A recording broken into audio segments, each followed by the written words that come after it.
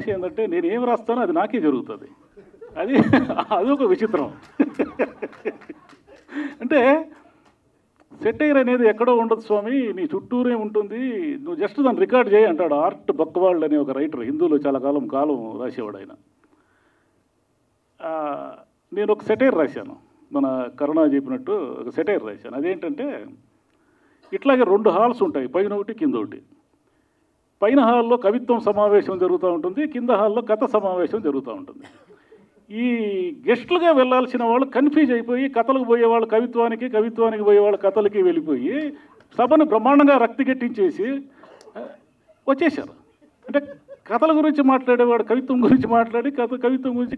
సరే, ఇది నాకెందుకు జరుగుతుంది అంటారా? మా అబ్బాయి పెళ్లి చేశాం, రిసెప్షను. అవి 2 హాల్స్. కింద హాల్లో మావాడిది, పైన హాల్లో ఇంకెవరిదో.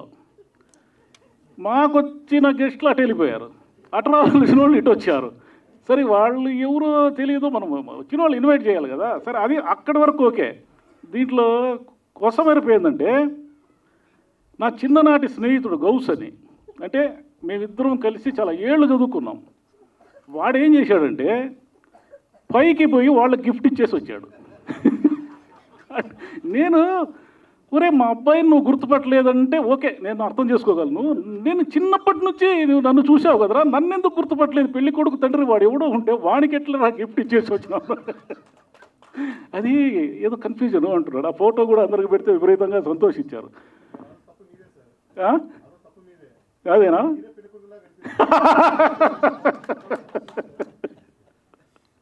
సరే, ఆ రోజు కొంచెం వాడు కన్ఫ్యూజ్ కావడానికి కూడా ఒక కారణం ఉంది. ఎందుకంటే నేను మామూలుగా ఉంటాను కదా, ఆ రోజు మావాడు అనవసరంగా కోట్ వేయించాడు నాకు. ఈ కోట్ వేసుకున్న తర్వాత నాకేదో అదేదో వేరే కొంచెం చాలా కన్ఫ్యూజన్ అయ్యి గెస్టులు కూడా పేర్లన్నీ మర్చిపోయాను. నేను పేర్లన్నీ మర్చిపోవడం అటు ఉంచితే సరే, గెస్టులు రిసీవ్ చేసుకోవాలా, అసలే మనకు కన్ఫ్యూజను, 10 మంది కనిపిస్తే దిగమగ పడిపోతాం ఎవరి పేరు ఏదో. ఇదంతా నేనేదో ప్రిపేర్ అవుతుంటే ఒక కెమెరామ్యాన్ వచ్చాడు. వచ్చి సార్ మీ బైట్స్ కావాలా అన్నాడు. అయ్యా 10 నిమిషాలు రిసెప్షన్ స్టార్ట్ అవుతుంది, నా బైట్స్ ఎందుకయ్యా ఇప్పుడు అన్నా. లేదండి మీ అబ్బాయి మీ కోడలు లవ్ స్టోరీ ఎలా స్టార్ట్ అయిందో మీరు చెప్పాలి అన్నాడు. అది వాళ్ళని అడగచ్చు కదా. అంటే వాళ్ళని అడిగాను సార్, వాళ్ళది అయిపోయిన సెషను, మీ సెషన్ వచ్చింది అన్నాడు. మరి నాకు టైం లేదంటే వాడు కూర్చోబెట్టి అరగంట తినేసాడు. అరగంట వాడితో మాడేసరికి నాకు మైండ్ పోయేది, నేను ఎవరిని రిసీవ్ చేసుకున్నాను ఎవరిని చేయలేదు. ఆ రోజు పేర్లన్నీ కన్ఫ్యూజనే. వాళ్ళు వచ్చి ఏదో బొకే ఏదో ఇస్తూ ఉంటే ఈయన అరే నేను రా అంటున్నాడు. నువ్వు సరే అని. సరే, ఇప్పుడు మనం ఈ సినిమా పుస్తకం ఎందుకు రాశామో చెప్పుకుందాం. ఈ సినిమా పుస్తకం ఎందుకు రాశానంటే ఇప్పుడు డ్రగ్స్ తీసుకునే వాళ్ళకి డ్రగ్ అడిక్ట్లు, ఆల్కహాల్ తీసుకునే వాళ్ళకి ఆల్కహాల్ అడిక్ట్లు ఇట్లా ఉంటారు కదా. నాది ఏంటంటే సినిమా అడిక్షన్. నాకు ఈ సినిమా చూడకపోతే నా వల్ల కాదు. అంటే ఒక సినిమా ప్రేక్షకుడుగా నాన్ని వేరియేషన్స్లో చూసిన వాళ్ళు చాలా తక్కువ మంది ఉంటారని నేను చెప్పను, చాలా తక్కువ మంది ఉంటారు. అంటే ఎట్లా అంటే కింది నుంచి, అంటే దుమ్ములో కూర్చొని, నేల మీద కూర్చొని, బెంచీల్లో నల్లులతో కుట్టించుకుంటూ, కుర్చీల్లో మేకులకి చొక్కాలన్నీ తగిలించుకొని, ఓపెన్ ఎయిర్లో కూర్చొని, వాన వస్తూ ఉంటే ఆ టెంట్ లోపలికి ఒక సైడ్ కూర్చొని, ఈ ప్రయాణం అంటే ఒక ప్రేక్షకుడికి ఎలా ఎన్ని రకాలుగా సినిమా చూడాలంటే ఆ సినిమాలన్నీ చూసి ఈ పుస్తకంలో నాకు తెలియదు. నేను ఒక ఎవల్యూషన్ ఆఫ్ సినిమా అనే కాన్సెప్ట్ రాసి పారేశాను. అంటే అదంతా ఒకసారి చూసిన తర్వాత 1968 నుంచి 80-85 వరకు ఉన్న తెలుగు సినిమా కథ ఎవల్యూషన్ నేను రికార్డ్ చేశాను. ఎలా రికార్డ్ చేశానంటే అది నాకు తెలియదు. అంటే ఒక మనిషి ఎవరైనా సరే ఒక 30 ఏళ్ళు 40 ఏళ్ళు ఒక రంగంలో పనిచేస్తూ ఉన్నాడు అనుకోండి, ఒక పంచర్లు వేసేవాడు ఉన్నాడు అనుకున్నాం రోడ్డు పక్కన, అతను ఒక 40 ఏళ్ళు పంచర్లే వేస్తూ జీవించాడు అనుకోండి. ఒకవేళ అతను తన అనుభవాల్ని పుస్తకంగా రాస్తే అతనికి తెలియదు, మోటార్ ఫీల్డ్ యొక్క ఎవల్యూషన్ రాస్తాడు అతను. ఎందుకంటే అన్నీ తెలుసుంటాయి అతనికి, అన్ని రకాల బైకులు, అన్ని రకాల వెహికల్స్ చూసి ఉంటాడు. ఎవరైనా సరే ఒక పెయింటర్, ఒక గోడలకు పెయింట్ వేసేవాడు ఒక 30 ఏళ్ళు అదే పని చేస్తే వాడు ఖచ్చితంగా ఆ పెయింటింగ్స్లో వచ్చిన ఎవల్యూషన్ అంతా రాయగలడు. నేను ఒక సినిమా ప్రేక్షకుడుగా 50 ఏళ్లకు పైగా, అంటే 50 ఏళ్ళు అంటే ఏంటి, నువ్వు మరి పుడతానే చూసావా అభిమన్యుడా నువ్వు అనలేదు. లేదు, ఒక 4-5 ఏళ్ల వయసులో నాకు సినిమా చూసిన గుర్తుంది. అదేమిటంటే భామా విజయం అనే సినిమా. దాంట్లో ఎవరో ముని ఏదో శాపం పెడతాడో అదేదో గలాట అయితే నేను గట్టిగా అరిచేవాడిని సినిమా చిన్నప్పుడు. తర్వాత పిడుగురాముడు అనే సినిమాలో ఎన్టీఆర్ ఆ రోజుల్లో ఒక కొండపై నుంచి ఇంకో కొండపైకి దూకుతాడు ఎన్టీఆర్. అంత ఇదనమాట. ఆ గుర్రం మామూలు గుర్రం కాదు. ఎన్టీఆర్ చేసినంత కామెడీ అద్భుతమైన కామెడీ. ఏంటంటే ఆయన గుర్రం స్వారీ చేస్తూ ఉంటాడు. గుర్రం స్వారీ చేస్తున్నప్పుడు నాకు ఎప్పుడు వచ్చే డౌట్ ఏంటంటే, గుర్రం కదా అలిసిపోవాలా, ఈయన ఎందుకు అలిసిపోతాడు? గుర్రం పోతుంటే గాలి వస్తుంటుంది కదా, ఈయన చెమట ఇలా అంటూ ఉంటాడు, అని అరుస్తూ ఉంటే విజిల్ వేస్తూ ఉంటారు. మా చిన్నప్పుడు అంతా విజిల్లే, ఇంకా క్లైమాక్స్ అంతా ఎన్టీఆర్ గుర్రం మీద ఎత్తుకున్నాడంటే విజిల్లే, ఇంకా మామూలు విజిల్ కాదనమాట. ఇక కత్తి వెనకలు పెట్టుకొని ముద్దు పెట్టుకొని ఒకసారి అది ఇట్లా ఇలా రకరకాలుగా ఫైట్స్ చేస్తుంటాడు. ఒక చిన్న పులిపిరి పెట్టుకొని వస్తాడు. పులిపిరి పెట్టుకొని ఒక లుంగీ కట్టుకొని వస్తే అప్పటి వరకు నాగభూషణం ఏం చెప్తుంటాడంటే, అయ్యా మేము పగలు గాంధేయులము రాత్రి బ్రాంధేయులము అంటాడు. తర్వాత న్యాయశాస్త్రం వెనకే కదయ్యా అన్యాయం అంతా ఉంటుందని పెద్ద పెద్ద డైలాగులు చెప్తుంటాడు. పెద్ద డైలాగులు చెప్పే నాగభూషణము పులిపిరి పెట్టుకొని వస్తే ఎన్టీఆర్ని గుర్తుపడ్డాడు. మా తమ్ముడు చిన్నోడు, వాడు ఎవరు వాడు అంటే ఎన్టీఆర్ కదనా అంటాడు. మరి నీకు ఎన్టీఆర్ అని తెలిసినప్పుడు నాగభూషణానికి ఎందుకు తెలియదు? ఈ లాజిక్ చిన్నప్పుడు అర్థమైసి వచ్చేది కాదు.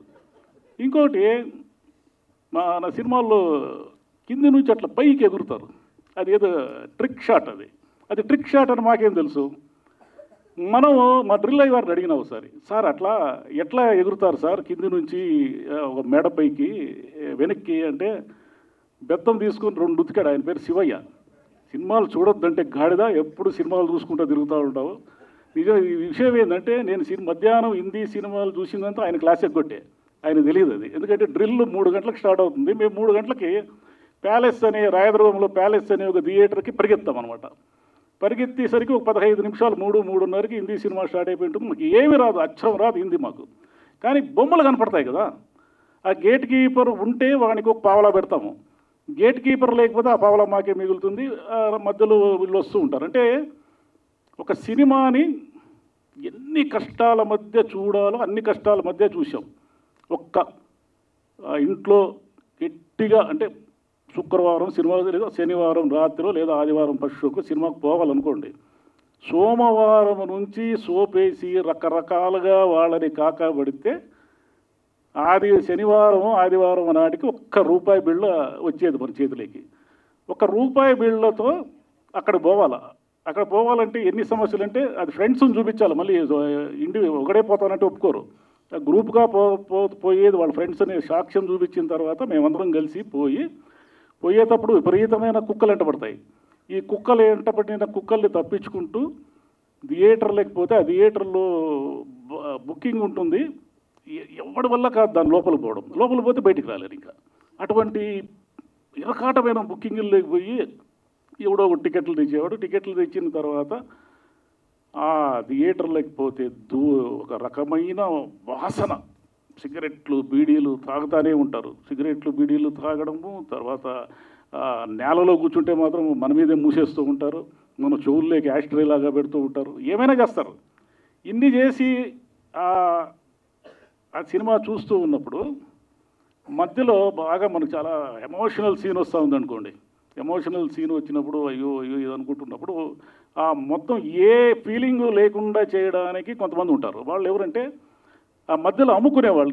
ఎవరికయ్యా నిమ్మకాయ సోడా అని వస్తాడు వాడు, లేదంటే ఎవరికయ్యా చెక్కిలీలు, ఎవరికయ్యా మురుకులు, టీ తాగుతా టీ అని వస్తాడు, లేదు సోడా కొడతాడు వాడు. ఆ సోడా సౌండ్ భలే ఉండేది. ఇప్పుడు ఎవరు ఈ గోలీ సోడా అని అమ్ముతారు కానీ ఆ సౌండే ఉండదు. అది చిన్నప్పుడు సోడా సౌండే వేరు. ఇన్ని ఇరకాటాలు ఇన్ని మధ్యన సినిమా చూసి ఆ ప్రపంచంలో జీవిస్తూ ఆ ఫ్యాంటసీ వరల్డ్లో ఉంటూ సినిమాని ఎంత ఎంజాయ్ చేయాలో అంత ఎంజాయ్ చేసాం. చాలా ఏళ్ల తర్వాత, అంటే ఇప్పుడు అనుకోండి, సినిమాల్లో ఆత్మలతో మాట్లాడుతుంటారు. అంటే పాత సినిమాల్లో చూసినారంటే సావిత్రి అలా నిలబడుకొని ఉంటుంది, ఎదురుగా అద్దంలో ఇంకో సావిత్రి వస్తుంది, వచ్చి ఏమిటి గోపిని నువ్వు నిజంగానే ప్రేమిస్తున్నావు అంటే లేదు లేదు లేదు నేను గోపిని అపార్థం చేసుకున్నాను. లేదు, నువ్వు ఒకసారి వెనక్కి తిరిగి ఆలోచించు, నువ్వు ఏం చేస్తున్నావు అని ఈమె చెప్తుంటుంది, ఆమె చెప్తుంది. ఎవర్రా ఇద్దరు అనుకుంటుంటే ఈ ఆత్మ అనమాట. ఈ ఆత్మతో అర్థంలో మాడుతూ ఉంటారు. Okay, done. ఇది ఎందుకంటే నా ఆత్మ ఇట్లా అర్థంలో కనబడటం మొదలుపెట్టింది. అది అది వాడు ఒక 6-7 ఏళ్ళ పిల్లవాడు కనిపిస్తాడు నాకు. ఇది నా చిన్నప్పటి పిల్లవాడు. నేను 55+ పెద్దవాడు అయిపోయినాను.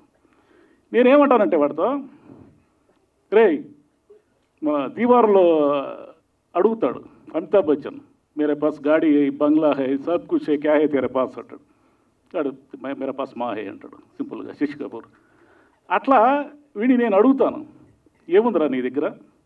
నాకు ఈరోజు రిక్లైనర్ ఉంది, ఏసీ థియేటర్ ఉంది, డిటిఎస్ సౌండ్స్ ఉన్నాయి, మాకు కరెంటు పోవడం అనేది తెలియదు, రీలు కట్ కావడం అనేది మా జన్మలో జరగదు, నీ దగ్గర ఏముందిరా అంటాను. వాడు చిన్న పిల్లవాడు, వాడు నేనే. వాడు అలా నా వైపు చూస్తూ, ఒరే నా దగ్గర బాల్యం ఉందిరా, నా దగ్గర ఇన్నోసెన్స్ ఉందిరా, నీ దగ్గర ఏముందిరా అంటాడు. అంటే బాల్యము, అమాయకత్వము ఉన్న రోజుల్లో సినిమా ఎన్ని కష్టాల మధ్యన ఒక అద్భుతంగా ఉండేది. మనకి జగదీష్ సింగ్, చిత్రా సింగ్ అని ఇద్దరు గాయకులు ఒక పాట పాడతారు. అదేమిటంటే, నా దగ్గర ఉన్న డబ్బంతా తీసేసుకో, నా దగ్గర ఉన్న నా కీర్తి, నా దగ్గర ఏమైనా తీసేసుకోను, నాకు ఆ చిన్నప్పుడు కాగితం పడవల్లో వాన నీళ్ళలో నేను ఆడుకున్నానే, ఆ రోజులు నాకు వెనక్కి తెచ్చివా అని అడుగుతారు వాళ్ళు. చిత్రా సింగ్ పాడతారు. అట్లా రిక్లైనర్లు ఉన్నాయి, ఏసీలు ఉన్నాయి, అన్నీ ఉన్నాయి. ఎందుకు సినిమా ఈరోజు చూడలేకపోతున్నాం అంటే, ఆ చూసే ఆ బాల్యం ఉందే. అంటే ముక్కామాల అనే అతను ఓం క్రీమ్ ఒక సినిమాలో ముక్కామాల ఏం చేస్తాడంటే, ఛందస్సు సూత్రం ఉంటుంది, దాన్ని మంత్రంగా వాడి పారదొప్తాడు. అంటే ఎట్లంటే యమాతార జమాన సలహం అంటాడు అతను. అది ఛందస్సు సూత్రం అని మాకు తెలియదు, అది మంత్రం అనుకునేవాళ్ళం మేము. మాకు 10th క్లాస్కి వచ్చినాక తెలిసింది, వరే ఇది ఛందస్సు కదా, మరి ఎందుకు ముక్కామాల మంత్రాలు చదివేసినాడు. ముక్కామాలలాగా మంత్రాలు నేర్పించేవాడు ఎవడన్నా ఉన్నాడేమో అని చిన్నప్పుడు విపరీతంగా తిరిగాను నేను. ఎందుకంటే మా హిందీ అయ్యవారిని ఏమైనా సరే రామచిలక చేయాలని నా కోరిక. భయంకరంగా కొట్టేవాడు. ఆ హిందీ మనకు సచ్చిన రాదు కదా, ఎటొస్తుంది హిందీ, మన భాష కాదు అది. మన చుట్టూ మాట్లాడేవాళ్ళు లేరు. అతను హమ్ తుమ్ కోన్ హై ఏదో అడుగు లేపి, రే చెప్పరా రోజు హమ్ తుమ్ క్యా హో తుమ్ హై అని, సార్ నాకు తెలియదు సార్ అంటే. ఆయన ప్రత్యేకత ఏంటంటే, మేము ఆయన క్లాస్లో మేము ప్రిపేర్డ్గా ఉంటాం. మనకు దెబ్బలు ఎలాగో తప్పవు కాబట్టి, ఒకటి చేతులకు ఇలా నెత్తికి కొబ్బరి నూనె పట్టించేవాళ్ళం కదా, చేతులన్నీ కొబ్బరి నూనెతో రెడీ చేసి చేయబట్టేదన్నమాట. అంటే ఆ కొబ్బరి నూనె మీద బెత్తం జారిపోతుందని మా ఆశ. సరే, అతను అది కనిపెట్టి వెనక్కి కొట్టడం మొదలుపెట్టాడు. వెనక్కి కొట్టేసరికి ఏమైందంటే, ఒకటికి 3 నిక్కర్లు వేసుకొని వచ్చేవాడు. ఎట్లా కొడతాడు, 3 నిక్కర్లు వేసుకొచ్చినా ఆ దుమ్ము లేచేలా కొట్టేవాడు ఆయన. కొడితే కొంతకాలానికి అది కూడా కనిపెట్టాడు.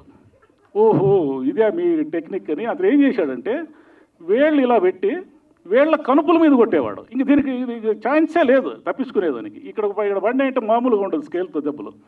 సరే, ఈయన్ని ఏం చేయాలంటే, మనం ఏవైనా సరే మంత్రాలు నేర్చుకుని ఆయన్ని రామచిలుక, లేదంటే విఠలాచార్య సినిమాలో ఎవడైనా సరే ఎలుగుబంటిని చేసేస్తారు. ఈ ఎలుగుబంటి అంటే మనకు కొంచెం కష్టం, కానీ మరి మన అయ్యవారు కదా, మనం ఎలుగుబంటి చేస్తే బాగుండదని. రామచిలుక అయితే కొంచెం సాఫ్ట్. రామచిలుకని చేస్తే ఆయన దారిని ఆయన ఎగురుకొని పోతాడు. ఎందుకంటే ఎవడు నేర్పిస్తాడు మంత్రాలు? సాధువులు వాళ్ళు వీళ్ళని అడుక్కుంటే వాడు 10 పైసలు ఇది ఉందా, అరే 10 పైసలు ఉందా అంటాడు. 10 పైసలు ఇస్తే వాడు బిడీలు కొనుక్కొచ్చుకొని రేపు రాపో అంటాడు. కాబట్టి మంత్రాలు నేర్పించే వాళ్ళు ఈ ప్రపంచంలో ఎవరూ లేరని కనిపెట్టడానికి చాలా టైం పట్టింది. అంటే అఫ్కోర్స్ మనకి ఇప్పుడు ఈ నాగరిక ప్రపంచంలో జీవించాలంటే చాలా మంత్రాలు తెలిసి ఉండాలి, అవి వర్కౌట్ కావు. ఇంకోటి ఏంటంటే, ఇంకో కన్ఫ్యూజన్ ఏంటంటే, నాకు చిన్నప్పుడు ఈ మాయల ఫకీర్ పురాణం చిలుకలు ఎందుకు పెడతాడు, ఏమిటి అదని ఏ చిలుకను చూసినా నాకు డౌట్, దీంట్లో ఏమన్నా మాయల ఫకీర్ పురాణం ఏమన్నా ఉందేమో. సరే, మాయల ఫకీర్ని అంటే చిలకను చంపితే మాయల ఫకీర్ చచ్చిపోతాడు అనేది కదా మన థియరీ. మా వాడు ఒకరోజు ఒక క్వశ్చన్ వేసాడు, నాన్న మాయల ఫకీర్ని చంపితే చిలక చచ్చిపోతుంది అన్నాడు. ఇది ఎప్పుడు తట్టలేదే నాకు, ఇదేంద్రా స్వామి, ఇది భలే విచిత్రంగా క్వశ్చన్ ఉంది అని. నేను చిన్నప్పుడు ఏమిటంటే, అంటే మనకు మనం దేని నుంచి అయితే పారిపోతామో అదే మనల్ని చుట్టుకునేస్తుంది. మీరు దేని నుంచైనా పారిపోవడానికి విపరీతంగా ట్రై చేయండి, అది మీ మెడకు చుట్టుకుంటుంది వచ్చి. నేను చిన్నప్పుడు సినిమాలని విపరీతంగా ఏడ్చి గోల చేసేవాడినంట. అంటే నాకు బాగా గుర్తుంది, ఆత్మీయులు అనే సినిమాలో ఫస్ట్లోనే ఒక మర్డర్ జరుగుతుంది. ధూళిపాల అనే అతన్ని ఎన్నో కర్రలతో కొట్టేస్తారు. నేను విపరీతంగా అరిచాను, అంటే నన్ను కూడా కొడతారని. అరిస్తే ఇంకా ఇంటికి ఎత్తుకొని పోయినారు. చివరికి ఏం డిసైడ్ అయినారంటే వీడిని ఎత్తుకొని సినిమాకు పోకూడదు, వీడు సినిమా మనల్ని చూడనివ్వడు అని క్లారిటీ వచ్చేసింది జనాలకి. అది ఏమైందంటే అటుపోయి ఇటుపోయి ఎప్పుడు ఈ వ్యసనం అంటుకుందో తెలియదు, కానీ సినిమా నేను చూడనివ్వను అని మా ఇంట్లో పెద్దోళ్ళు డిసైడ్ అయిన కాలం నుంచి సినిమా చూడకపోతే నేను చచ్చిపోతాననే కాలం వచ్చేసింది. సినిమా ఏదో రకంగా చూస్తూనే ఉండాలి, ఎందుకంటే ఇంక నాకు వేరే ప్రపంచం ఏమీ లేదు. ఇప్పుడు ఈ పుస్తకంలో కూడా మీకు చాలా, అంటే 70s నుంచి 90s వరకు థియేటర్లు ఎలా ఉంటాయి, మనుషులు ఎట్లా ఉంటారు, ఆ థియేటర్లో పనిచేసే వాళ్ళు ఎట్లా ఉంటారు, థియేటర్ బయట బతికే వాళ్ళు ఎట్లా ఉంటారు. నాకు అందరికంటే కోపం ఏంటంటే, మా ఇంట్లో ఒక 75 పైసలు రూపాయి ఇచ్చేవాళ్ళు. ఆ 75 పైసలు బెంచ్ టికెట్, ఈ 25 పైసలు మిగులుతుంది. 25 పైసలు ఎందుకంటే చెరిక్కాయలు ఏమైనా కొనుక్కొని తినడానికి. మా వాడు ఒకడు బోస్గాడు అని ఉన్నాడు, వాడు ఒక ఐడియా ఇచ్చాడు. ఒరే, మనం ఏం చేస్తామంటే 40 పైసల టికెట్ తీసుకొని నేలకు పోయి లైట్లు ఆర్ప్ చేయగానే బెంచీలోకి దూకేస్తాము, అప్పుడు 35 పైసలు లాభం కదా మనకు అన్నాడే. డన్, ఇదేదో బాగుంది అనేసి అన్నాం. తర్వాత వాడు ఏమన్నాడంటే, మనకి డబ్బులు మిగిలితే దాన్ని డబ్బులు ఎలా చేయాలో నాకు తెలుసురా అన్నాడు. ఏంట్రా సూత్రం ఏదో చెప్పంటే, ఆడ పులి మేక ఆడేవాళ్ళు ఉంటారు. పులి, మేక, ఇట్లా గుర్రము, ఇట్లా 3 బొమ్మలు ఉంటాయి. ఈ బొమ్మల పైన మనం 10 పైసలు పెడితే వాడు 10 పైసలు ఇస్తాడు. అంటే మనం 10 పైసలు పెడితే 10 పైసలు ఇచ్చాక వాడే పిచ్చోడా? మనం ఏంటంటే చివరికి రూపాయి తీసుకెళ్ళి రూపాయలు 60 పైసలు వాడికి పులి మేక వాడికి ఇచ్చేసి, ఇక 40 పైసల్లో ఆడితే మళ్ళీ ఇంక సినిమా ఉండదు కాబట్టి ఇంకా భయంకరంగా కంట్రోల్ చేసుకొని ఈ పులి మేక ఆడినామంటే అయిపోతాంరా అనేసి వెళ్ళేవాళ్ళం. సరే, ఈ బెంచి దూకడం అనేది కూడా అంత ఈజీ ఏం కాదు, అంటే గేట్ కీపర్లు ఉంటారు.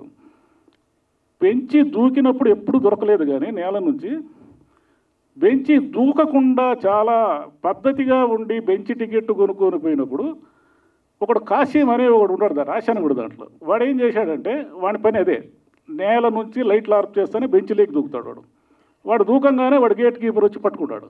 పట్టుకోగానే వాడు మమ్మల్ని అందరిని చూపించాడు.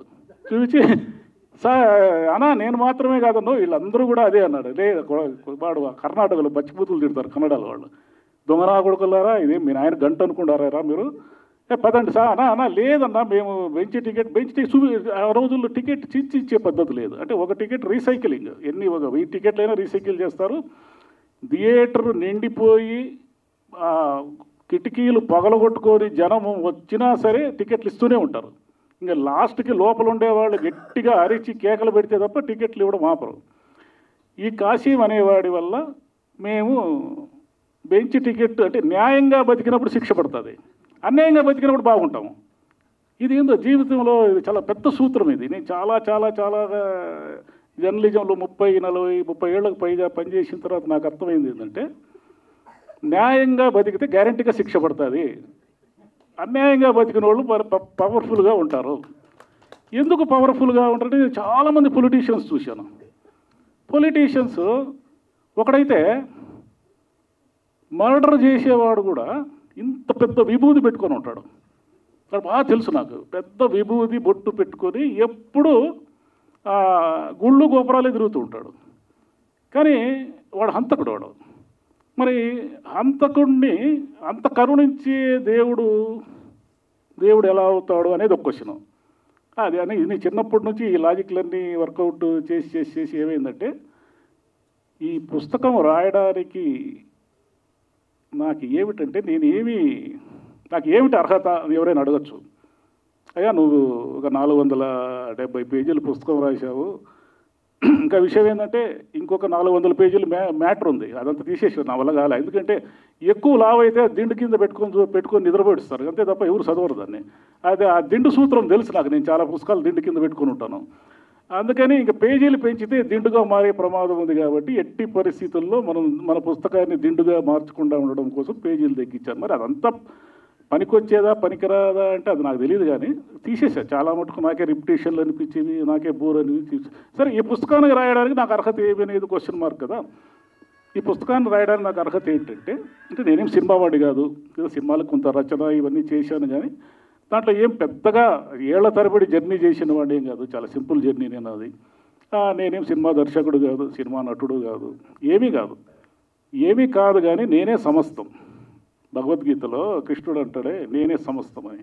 అట్లా నేనే సమస్తం. ఎందుకు నేను సమస్తం అంటే, నేను లేకుండా వీళ్ళు ఎవరు లేరు సినిమా వాళ్ళు. నేను ప్రేక్షకుడిని. నేను నికార్సైన 1/2 శతాబ్దం సినిమాలు చూసిన ప్రేక్షకుడిని. నేను 1/2 శతాబ్దం బట్టి ఇదే పని మీద ఉండ. అంటే రోజు సినిమా చూస్తామంటే రోజు కూడా చూస్తాం. అంటే ఎంతో కొంత, అంటే నేను చెప్పేది బిగినింగ్ నుంచి ఎండింగ్ వరకు చూస్తావా సినిమాలు అంటే కాదు. సినిమా అయితే చూడడం అయితే ఎప్పుడు మానలేదు. షోలే అనే సినిమాని చెప్తే అతిశయోక్తిగా ఉంటుంది, కానీ అది నమ్మడానికి నాకు డౌట్ వస్తుంది. ఇది నిజమే ఉంటుందా డౌట్ అయ్యేవనని. దాదాపు 1000 సార్లు చూశాను నేను. ఒక మనిషి ఒక సినిమాని 1000 సార్లు ఎలా చూస్తాడు అంటే, అది 40 ఏళ్ల జర్నీ అనుకోండి, అది వేరే విషయం. అంటే థియేటర్లో చూడడము, డివిడీలు, సీడీలు, యూట్యూబ్లు, ఓటీటీలు, ఇలా ఒక 40 ఏళ్ళుగా లెక్కేస్తే ఏంటంటే, షోలే రిలీజ్ అయిన రోజు మా ఊరు చిన్న ఊరు కాబట్టి మా ఊరికి రాదు. ప్రతి వాడు బళ్ళారికి పోవడము, బళ్ళారి నుంచి రావడము, గబ్బర్ సింగ్ గురించి డైలాగులు చెప్పడం. ఇది నాకు ఎంత కడుపుమట్టగా ఉండిందంటే, నేను ఎప్పుడు చూడాలి ఈ సినిమాని అని ఆలోచిస్తూ ఉండగా నాకు 1.5 ఏళ్లు పట్టింది ఈ సినిమా చూడడానికి. ఆ అనంతపురంలో 1.5 ఏళ్లు పట్టిన తర్వాత షోలే పిచ్చి వాళ్ళు కొంతమంది ఉంటారు. ఇప్పుడు నేను చెప్పానే మ్యానియాక్స్, అంటే డ్రగ్ అడిక్ట్స్ ఇలాగా షోలే పిచ్చోళ్ళు కొంతమంది ఉంటారు. ఈ షోలే పిచ్చోళ్ళంతా ఏంటంటే, వీళ్ళు ఒక చోట చేరితే షోలే సినిమా గురించే మాట్లాడతారు, ఇంకేం మాట్లాడరు. షోలే ఇప్పుడు మేము షోలే సినిమా చూసి ఏ గతికి వచ్చామంటే, మెయిన్ యాక్టర్లు మేము అబ్జర్వ్ చేయము. పక్కన ఎవడో ఉంటాడు, వాడు ఏదో చేస్తుంటాడు, వాడిని అంటే ఆ సీన్లో ఎవరికి నవ్వురాని సీన్లో మేము పక్క నవ్వుతూ ఉంటాం అనమాట. ఎందుకంటే ఇప్పుడు మీకు షోలే సినిమా గుర్తుంటే, షోలే సినిమాలో ధర్మేంద్రాన్ని విడిపించడానికి అమితాబ్ బచ్చన్ వస్తాడు. అమితాబ్ బచ్చన్ వచ్చి సాంబాని కాల్ చేసి ఎవడు కదిలినా సరే వేసేస్తానని పై నుంచి గన్ పెడతాడు. ఈ గన్ పెట్టినప్పుడు ధర్మేంద్ర తన కట్లు విడిపించుకొని హేమమాలిని తీసుకొని వస్తాడు. అక్కడ ఒక దొంగ, అంటే ఆ దొంగల ముఠాలో ఒక సభ్యుడు ఉంటాడు. ఆ సభ్యుడి దగ్గరికి వచ్చి కాలుతో ఆ బుల్లెట్ల బాక్స్ను తన్ని బుల్లెట్లన్నీ జోబులో వేసుకొని వాడిని కాలుతో తంటాడు. మీరు కావాలంటే గమనించండి, ఆ ఆర్టిస్టు అతనికి ఏం యాక్ట్ చేయాలో తెలియదు. అప్పుడు తెలియక తికమక చూస్తూ ఉంటాడు ఈ సీన్లో. మేము విపరీతంగా నవ్వుతూ ఉంటాం. ఎందుకు వీళ్ళకి ఎందుకు నవ్వు వస్తుంది, అసలు ఇది క్లైమాక్స్ కదా, విపరీతమైన స్టంట్లు నడుస్తున్నాడు, వీడికి ఎందుకు నవ్వు వస్తుంది, ఏముంది ఇక్కడ నవ్వడానికి అని అనుకుంటుంటాం. అరే బాబు, మేము చూసి ఇట్లా షోలే చూసి ఇట్లా పిచ్చోళ్ళు అయిపోయినాము. అంటే ఈ పిచ్చి ఎంత దూరం పోయిందంటే, షోలే సినిమా షూట్ చేసిన రామ్నగర్ని చూడడానికి నాకు గట్టిగా అప్పుడు ఒక 19 ఏళ్ల వయసు ఉంటుంది. ఈ రామ్నగర్ అనే ఊరిలో సినిమా షూట్ చేశారు కాబట్టి దాన్ని చూడడానికి వెళ్ళాము. నేను ఒకడినే వెళ్ళాను, వేరే వాడు వస్తాడని రాలేదు లాస్ట్. కానీ నాకు ఆ రామ్నగర్లో దిగి అది చూడడం ఇదంతా, అప్పుడంతా పెద్ద ఊర్లు కాదు కదా, ఎప్పుడు 30-40 ఏళ్ళకు భయం వేసి మైసూరుకి వెళ్ళిపోయినాం. మైసూరుకి వెళ్ళిపోయిన తర్వాత మనకి ఏ ఊరిలో పోయినా, ఇప్పుడు ఉదాహరణకి నేను ఆగ్రా వెళ్ళాను అనుకోండి, ఇప్పుడైతే తాజ్మహల్ చూస్తాను, కానీ నేను చదువుకునే రోజుల్లో ఆగ్రాకి వెళితే నేనేం చేసి ఉండేవాడిని అంటే, నేను తాజ్మహల్ చూసేవాడిని కదా. ఆగ్రాలో ఎన్ని థియేటర్లు ఉన్నాయనేది ఒక రెక్కి నిర్వహించి అక్కడ ఏం మంచి సినిమాలు ఆడుతున్నాయో చూసి వచ్చేవాడిని. అట్లనే మైసూరులో ఆవలాంచి ఎక్స్ప్రెస్ అనే సినిమాకి నేను వెళ్ళాను. ఇది సెకండ్ షోకి ఒక చిన్న లాడ్జీలో ఏదో రూమ్ తీసుకున్నాను, వెళ్ళాను. వెళ్ళేటప్పుడు ఆటోలో వెళ్ళాను. వెళ్ళిన తర్వాత సినిమా వదిలారు సెకండ్ షో. నాకు అర్థమైంది ఏమిటంటే, అక్కడ ఆటోలు లేవు, తిరిగి ఎలా వెళ్ళాలో నాకు దారి తెలియదు. ఇప్పుడు కాదు కదా సెల్ ఫోన్లో గూగుల్ ఏదో పెట్టుకోవడానికి, తిరిగి వెళ్ళడానికి నాకు దారి తెలియదు, చీకటి. ఒంటరిగా ఎవరినో అడుగుతున్నాను, కానీ వాళ్ళు ఏదేదో చెప్తున్నారు, అంటే కన్నడ వస్తుంది నాకు, ఏదేదో చెప్తున్నారు, హిందీలో చెప్తున్నారు, ఏదో చెప్తున్నారు. ఇట్లా ఈ రాత్రి మనం తప్పిపోవడం గ్యారంటీ, ఈ రాత్రి ఏదో 200-300 డబ్బు ఉంటే ఎవడోడు కొట్టి పీక్కోవడం గ్యారంటీ అనుకున్నప్పుడు లక్కీగా ఒక ఆటో వచ్చిందనమాట. ఆటో వస్తే ఆటోలో ఎక్కిపోయాను. అంటే సినిమా చూడడమే ముఖ్యం, అంతే రిస్క్కి సెకండరీ రిస్క్ అనేది. ఇది ఇలాగే హుబ్లీలో కూడా ఒకసారి తప్పాను నేను. ఏది థండర్బాల్ అనే సినిమా చూడడానికి వెళ్ళి సేమ్ థియేటర్కి వెళ్ళేటప్పుడు దారి తెలియదు, ఎలాగ ఆటో వాడు తీసుకెళ్తాడు. థియేటర్ వదిలిన తర్వాత ఆటోలు ఉండవు, మనకి ఇంటికి మనకి ఎక్కడ బయటికి రావాలో తెలియదు. అంటే ఒక సినిమా వ్యసనపరుడు లేదా సినిమా పిచ్చోడు, సినిమాలో నుంచి జీవితాన్ని వెతుక్కునేవాడు లేదా జీవితంలో నుంచి సినిమాను చూసేవాడు, ఇవన్నీ కలిస్తేనే మార్నింగ్ షో. నేను దీంట్లో సినిమాలు చూసేవాళ్ళ గురించి రాశాను, నటుల గురించి రాశాను. సినిమా ఎవల్యూషన్ అని చెప్పారే మీకు. సినిమా ఎవల్యూషన్ ఏమిటంటే కథ 1970 నుంచి 1990 నాటికి, అంటే 1950లో మన తెలుగు సినిమా కథ ఎలా ఉండింది, 70కి ఏమైంది, 80కి ఎలా అయింది, 90కి ఎలా అయింది, ఈ పరావర్తనము గమనించాను నేను. 50 నాటికి ఎవరో కేవీ రెడ్డి గారు అలాంటి వాళ్ళు ఏదో పెద్ద మనుషుల్లో వాళ్ళు కనిపెట్టారు, భవిష్యత్ అంతా అవినీతి పరుల రాజకీయాలతోనే ఉంటాయి అనేది 50స్లో ఆయన కనిపెట్టాడు. ఆయనకి చాలా విషయాలు తెలుసు, ఎందుకంటే రాజుగారి బావమరిది పాత్ర కూడా ఆయనదే. మిగతా వాళ్ళంతా కూడా ఏంటంటే ఆ రోజుల్లో హీరో విపరీతమైన ఆదర్శాలు, ఆశయాలు, గాంధీజీ, నెహ్రూజీ ఇలా మాడుతూ ఉంటాడు, సమసమాజం ఇలా మాడుతుంటాడు, 50s 60s ఉమ్మడి కుటుంబాలు ఇవన్నీ ఉంటాయి. 70s వచ్చే నాటికి సొసైటీ మారిపోయింది. ఎలా మారిపోయిందంటే ఇందిరాగాంధీ గరీబీ హఠావో ఇవన్నీ నినాదాలే తప్ప వర్కౌట్ కావనేది అర్థమైంది.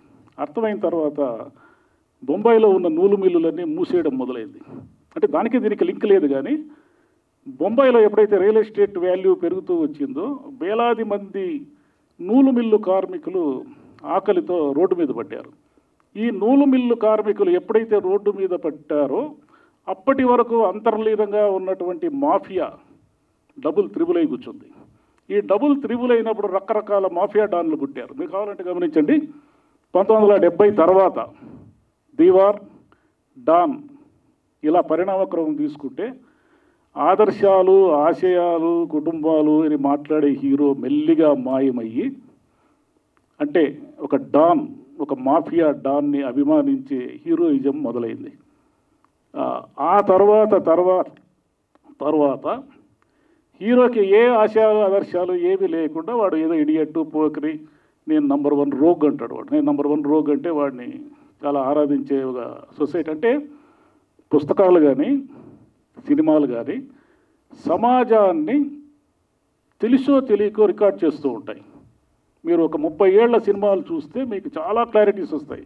ఉమ్మడి కుటుంబం సినిమాలో ఉమ్మడి కుటుంబంలో మనమంతా కలిసి ఉండాలి అనే కాన్సెప్ట్, ఇప్పుడు ఆ కాన్సెప్ట్ ఎవరు తీయలేరు సినిమాని. ఎందుకు తీయలేరంటే ఆ కాన్సెప్ట్ లేదు కాబట్టి.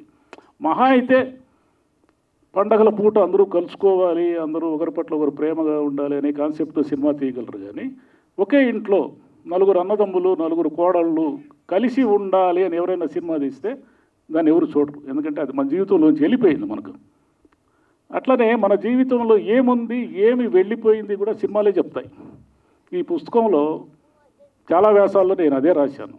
అంటే పేదవాళ్ళు, అంటే ప్రేక్షకుడు ఎలా ఉంటాడు. మా లక్ష్మణరావు గారు ఒక కథ చెప్పారు. ఆ కథ ఏమంటే, ఒక పల్లెటూరులో పెళ్లి జరిగింది. పల్లెటూరులో పెళ్లి జరిగితే ఏదో హై స్కూల్ ఏదో విడుదల ఇచ్చారు. ఆ పెళ్లి కొడుకు వచ్చాడు. వచ్చిన తర్వాత ఆ పెళ్లి కొడుకుని చూడడానికి రాత్రి 8-9 గంటలప్పుడు పెళ్లి కూతురు నాయనమ్మ వచ్చింది. కానీ పెళ్లి కొడుకు ఆ ఇంట్లో లేడు. అందరూ ఏమనుకున్నారంటే ఏదో బయటికి పోయాడు అనుకుంటారు. పెళ్లి కొడుకు కోసం వెతకడం మొదలు పెట్టేసరికి ఏమైందంటే అతను పెళ్లి కొడుకు జంప్ అయిపోయాడు. దాంతో ఇరు వర్గాల వాళ్ళు గొడవలు పడడం స్టార్ట్ చేశారు. గొడవలు పడడం స్టార్ట్ చేసిన తర్వాత రాత్రి 12 గంటలకి పెళ్లి కొడుకు తిరిగి వచ్చాడు. వాడిని పెడేలమని 4 దన్నారు. పెళ్లి కొడుకు అని కూడా మర్యాద లేకుండా కొట్టి, తెల్లారి పెళ్లి పెట్టుకొని ఎక్కడ పోయినవరా కనబడకుండా అంటే వాడు నాగేశ్వరరావు అభిమాని. వాడు ఆ పక్కన టెంట్లో దసరా బుల్లోడు ఆడుతుంటే దానికి పోయించాడు వాడు. అది సినిమా అభిమానం అంటే అలా ఉంటుంది. ఇంతకంటే ఎక్కువ టైం తీసుకోదలుచుకోలేదు. ఎందుకంటే నేను ఏం చెప్పాలో అది పుస్తకమే మాట్లాడుతుంది. ఈ పుస్తకం చదువుతున్నంతసేపు మీరు ఏదో పగలబడి నవ్వుతారు అట్లాంటి షూరిటీలు ఏమీ, కానీ ఖచ్చితంగా మీ పెదవుల మీద చిరునవ్వు అయితే వస్తుంది. ఇంకోటి ఏం చెప్పాలంటే, నేను చెప్పాను కదా నేను రాసినవే నాకు జరుగుతాయని. ఆ, ఈ ఏవి జరగకుండా ఈ భారాన్నంతా మోసిన ఈ షరతులు వర్తిస్తాయి డైరెక్టర్ అక్షర్ కుమార్కు నా అభినందనలు. ఎందుకంటే నిన్నటి వరకు బాగా టెన్షన్ ఉండింది ఈ పుస్తక ఆవిష్కరణకు సంబంధించి. అది ఏమీ లేకుండా నాకు ఈ భారము అంటే నేను ఏదన్నా ఒక దాన్ని ఏమంటారు ఎక్కువ మందితో ఇన్వాల్వ్ అయిన ఒకటి ఏదన్నా ఫంక్షన్ చేయాలంటే నేను కన్ఫ్యూజ్ అయిపోతాను. ఈ కన్ఫ్యూజన్ నా మీద నాకేమీ చేయకుండా నా మీద ఏం పడకుండా చూసుకున్న అక్షర్ కుమార్కి ఆయన సినిమా విజయవంతం అని కోరుకుంటూ నేను ఇంతటితో ముగిస్తాను. Thank you.